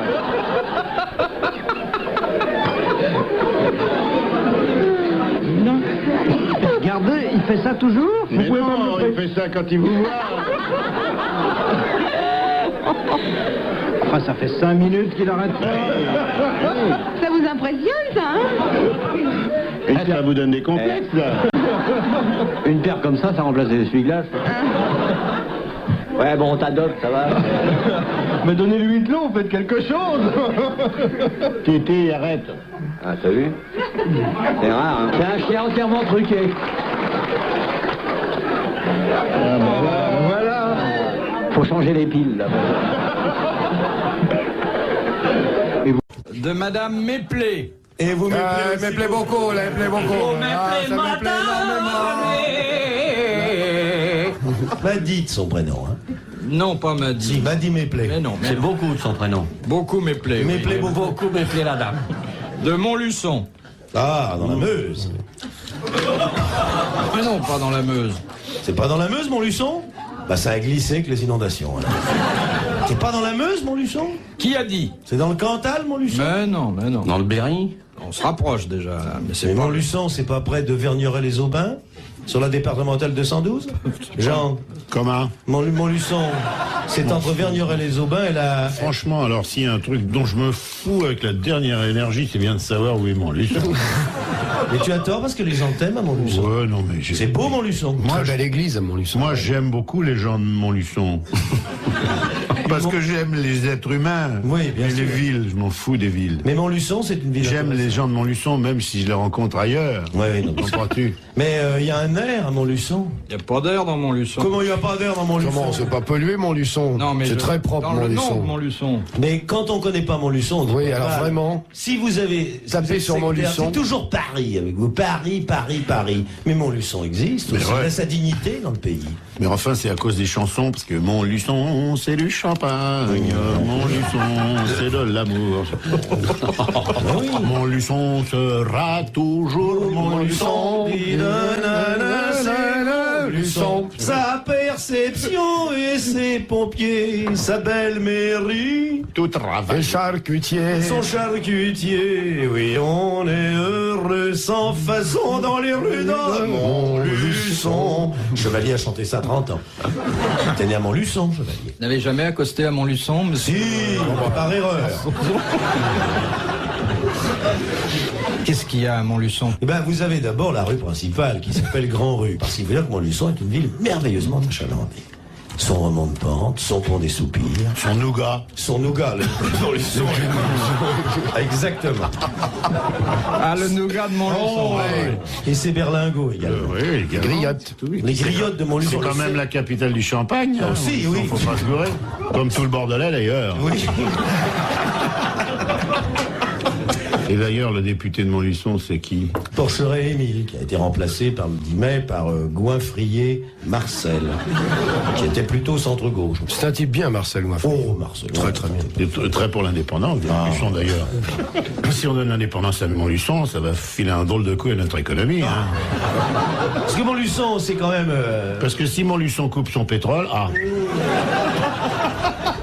avec votre Ferrari, votre Lamborghini, tout ça. Eh oui, mais tu as raison de le dire. Les Derrick de Montluçon, quand on c'est impressionnant. Ah, quand on arrive sur Montluçon? Ouais. Il y a une base américaine. Ah oui, Montluçon.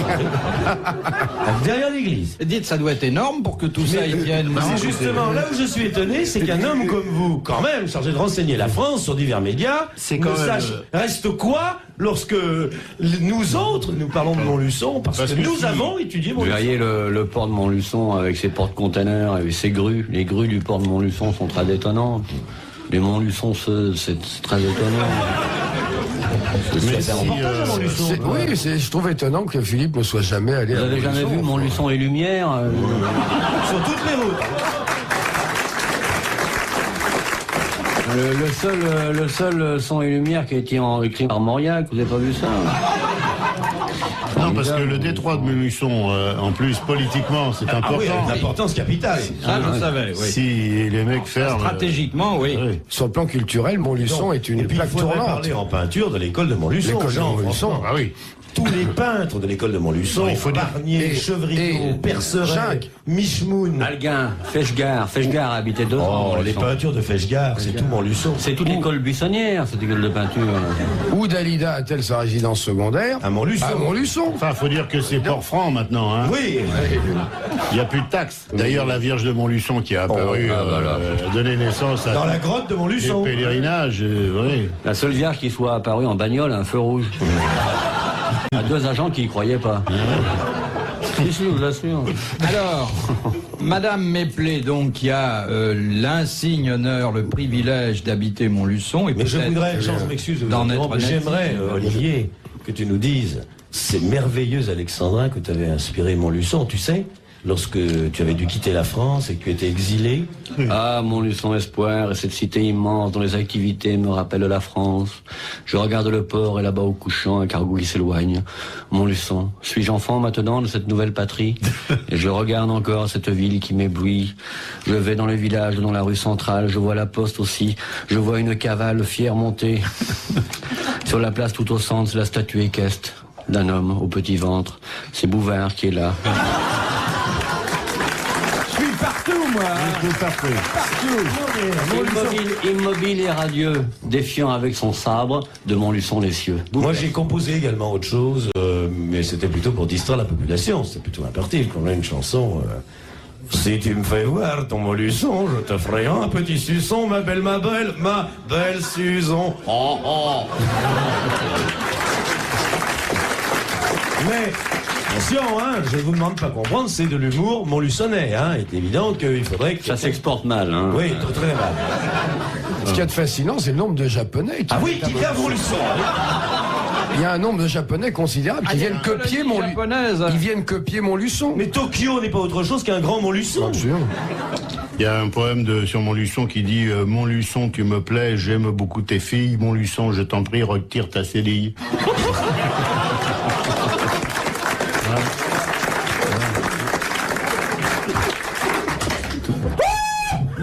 Montluçon, 5 minutes d'arrêt, buffet gastronomique. Attention, départ s'il vous plaît, fermez les portières. La garenne chevreuse, branlez le petit, chignez le chef, Marcel Villard. Attention, départ. Qui a dit? Non, et non, ça, je crois qu'on serait complètement injuste si on oubliait quand même de parler de l'aspect religieux de Montluçon. Ah, une très belle cathédrale. Lorsque Godefroy de Bouillon, en 1012, prêche la 7e croisade contre les asticots, il s'arrête, qui était une tribu absolument sauvage, eh bien, Godefroy de Bouillon prêche sa croisade à Montluçon. Non, posez votre question. Montluçon étant, à la suite des placements géosynclinaux et la cristallisation du feldspath, très probablement antérieur au Chaganard, oui, et antérieur à tout, fatalement, le Chaganard est parti de Montluçon. Bon, alors... Non, moi, ce qui me gêne, c'est qu'en définitive, on a beaucoup parlé de Montluçon, on n'a rien dit sur Abbeville, par exemple. Oui, non, mais Abbeville, alors, il faudrait une soirée, on faudrait qu'on ait le temps, parce que... Excuse-moi, mais Abbeville n'est qu'une copie. Hein. N'est qu'une copie, pas le copie de Montluçon. Lorsque Tiburce le Vieux retournait à Montluçon après la bataille de Silex, sa sœur, Adémote de Percange, venait d'être tuée par un taureau, c'est pour ça qu'elle légua l'ensemble de ses biens à Adhémar Sigismond de Mangeaille, qui, lui... Et c'est là que ça devient intéressant pour tous ceux qui ont aimé Montluçon. Qui, lui, lorsqu'il était vice-prévôt de l'Académie, ayant eu droit à une partie des droits régaliens de la cathédrale de Montluçon, dont on peut encore voir le transept en dépit du bombardement par les Japonais en 1782, a réédifié l'orphelinat avec des orphelins authentiques entièrement importés d'Allemagne. Alors... Non, vous suivez ou pas? Non, mais si ça vous emmerde, la culture, dites-le, Bouvard, hein? Allez-y, Laure. De qui? Allez-y. On est là depuis une demi-heure. Mais si ça vous intéresse... Je n'ai pas encore posé la première question. Ah oui, permettez-moi de vous dire, il faut se renouveler aussi dans la vie. Alors toujours répondre à des questions, ça n'a pas d'intérêt. Pour une fois qu'on a là un sujet intéressant. Intéressant. Pensez que Roosevelt avait quand même dit, on s'en fout qu'ils détruisent Pearl Harbor, on ira à Montluçon. Ça, je l'ai pas inventé. Non. Hein?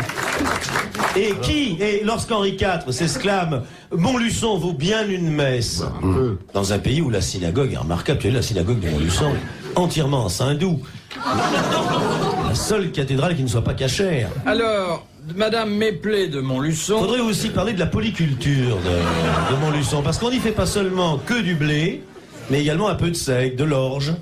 Dans la région de Montluçon, la betterave neutre du Danube pousse fort bien. Voici une vue des champs de la région de Montluçon. Bien sûr, bientôt, lorsque la pierre prometteuse donnera enfant aux hommes ses richesses et qu'on verra les feuilles onduler au vent du printemps, les cultivateurs pourront se réjouir de ces semailles qui ont tant promis. Ô terre nourricière, sillon de Montluçon, toi qui sais tant donné.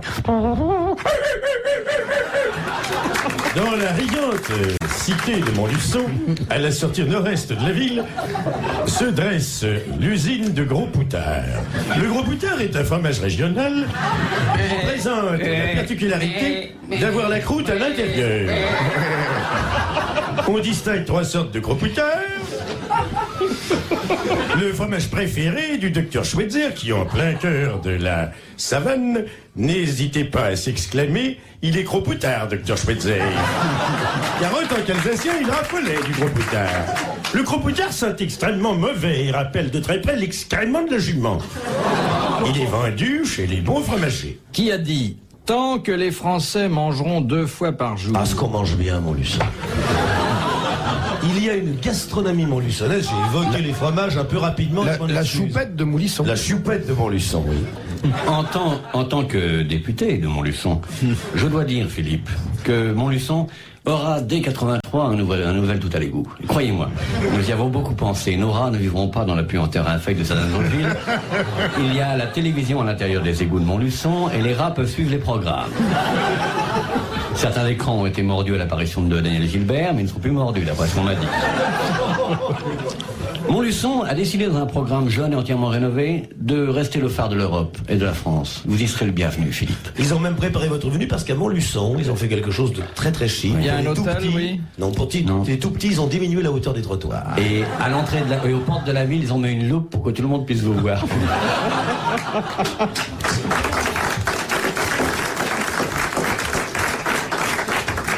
Bon, la culture peut reprendre ses droits. Oui, non, oui, si oui. vous voulez, mais on pourrait parler d'autre chose. Et dès que vous sortez du bois de Montluçon, c'est sans problème. Allons-y. Il y a un bois. Ah oui, voilà. Il y a un bois qui est habité par ce qu'on appelle le bouvard des herbes. C'est une espèce de petite bête qui s'attaque aux jambes des femmes.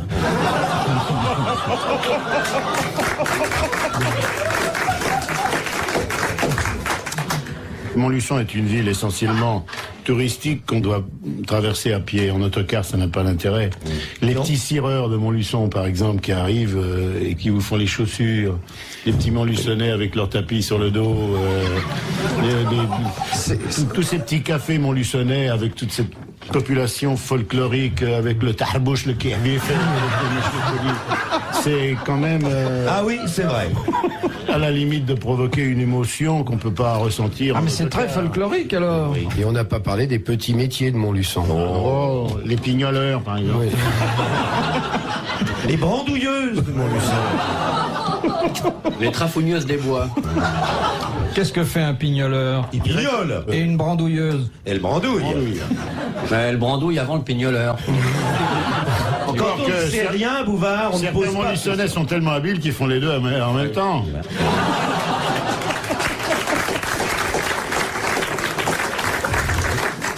C'est dément, Allez-y. monsieur Rosé, hein?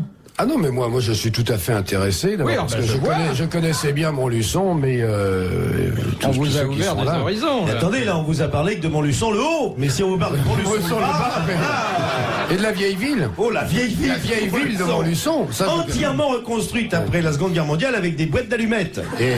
Et Montluçon chantier, c'est de la merde. Excusez-moi de vous dire. Hein? Allez-y. C'était Montluçon. Au revoir.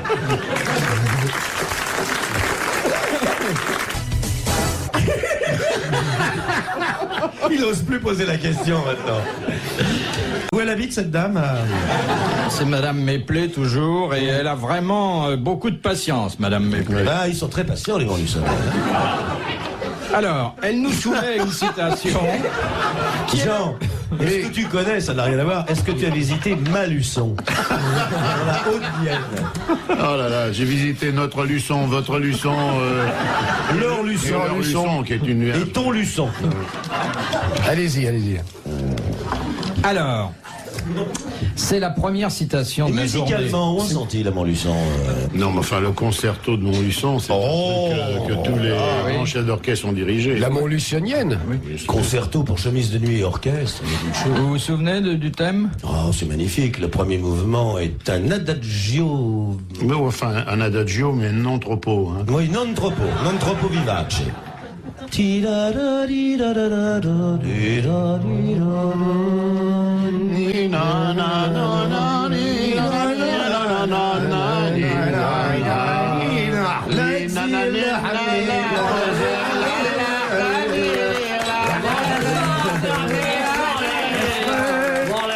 C'est la plus jolie derrière. C'est l'aspect multiconfessionnel de Montluçon. Voyez-vous, c'est le côté œcuménique de cette ville qui a eu le courage de ne jamais établir de différence entre les diverses croyances. Je me demande si j'en sortirai aujourd'hui de Montluçon. Oh, c'est pas possible. Faut demander à quelqu'un qui vous explique le chemin. Et Montluçon est très étendu. Sans plan, un étranger ne peut pas sortir de Montluçon. Il faut partir de la mosquée. Et tu vas directement sur le temple. Hein. Allez-y. Qui a dit « Tant que les Français mangeront 2 fois par jour... » Richard Montluçon. Tant que les Français mangeront 2 fois par jour... Et à Montluçon, on mange ces 4 repas par jour. Ils ont une vieille tradition qui est différente de la nôtre. Le matin, petit déjeuner. Vers midi, ce qu'ils appellent le déjeuner. Le dîner vers 7h et le souper vers 11h du soir. Alors... Je passe à la suivante. Non. Ah oui, à mon avis, non. Oh, non. Oui, ah oui. Oui. Non, parce que j'ai donné son nom, on a parlé un peu de sa ville. Non, à peine. Une citation, on va pas la On trouver. prend tout à zéro, allez-y. Ben, on est toujours à 0. Ah bon, Non, d'accord. mais on est bien. De toute façon, on est pas mal. On ne peut pas quitter Montluçon. Il paraît qu'ils exterminent les petits à Montluçon. Il y a que des grands. Parlons quand même des choses tragiques. Oui, bah ouais. Les fumeries de Montluçon.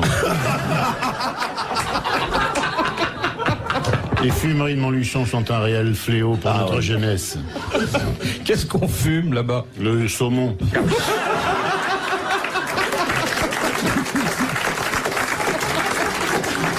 Ça, c'est épouvantable. Dans les fumeries, tous ces types allongés qui tiennent... Ils crient arrête, arrête. C'est le saumon qui crie arrête. Ah oui. Vous vous êtes jamais penché, bon là c'est vraiment une parenthèse ouverte à partir de Montluçon parce que c'est là que ça se pratique le plus, mais est-ce que vous vous êtes déjà demandé si vous êtes allé une fois dans une fumerie d'opium, les gens fument l'opium, bon ça fait pas du mal à l'opium, mais quand on fume le saumon... Ce saumon qui voit un mec avec les yeux bridés couchés qui lui tire dessus. Mettez-vous à la place du saumon. Ce qu'il doit penser du Montluçonnais. Ça lui plaît pas au saumon. Il devient tout rose de confusion. Oui, c'est exactement comme ça qu'il rosit. Alors, qui a dit tant que les Français On mangeront... dort pas par jour, je la connais cette citation-là, c'est un truc que j'ai entendu à la radio. La radio Montluçon, il y a une radio libre à Montluçon. Oui. Ah, elle a de la veine d'être libre, hein, parce que...